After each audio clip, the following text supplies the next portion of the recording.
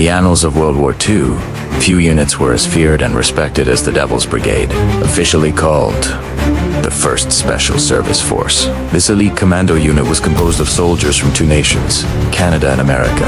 They were the tip of the spear, trained for dangerous raids behind enemy lines, for taking out key targets, and for fighting in the most inhospitable and perilous environments. Their story began in the rugged Rocky Mountains, where they endured some of the harshest training in the war.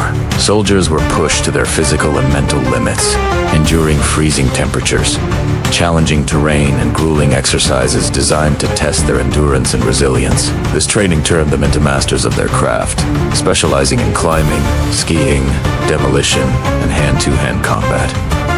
They were the ultimate commandos, ready to take on any mission no matter how dangerous. In 1944, they were deployed to Italy, where they played a crucial role in the campaign there. Their first major operation was the capture of an important mountain peak that had been held by the Germans since the start of the war. The Germans believed the mountain to be impregnable, and so it was a surprise to them when the Devil'S Brigade scaled the sheer cliffs in the dead of night and planted bombs at the very top. The next morning, the mountain was theirs. From there, they moved to France, where they continued their daring night raids, assaulting heavily fortified positions with little more than explosives and hand-to-hand combat skills. They struck at the enemy's supply depots, communications, and command posts, always choosing the most difficult and dangerous targets. Their audacity and skill made them a legend in the field. Few Axis soldiers slept easy, knowing that the Devil's Brigade was on the loose. One of their most famous operations was the attack on a heavily defended German position in the Apennine Mountains. The Germans had constructed an elaborate network of tunnels and bunkers, but the Devil's Brigade, with their knowledge of mountain warfare, were able to find their way in and destroy them. By the end of the war, they had captured over 12,000 enemy soldiers, blown up over 1,000 vehicles, and destroyed countless tons of supplies and equipment.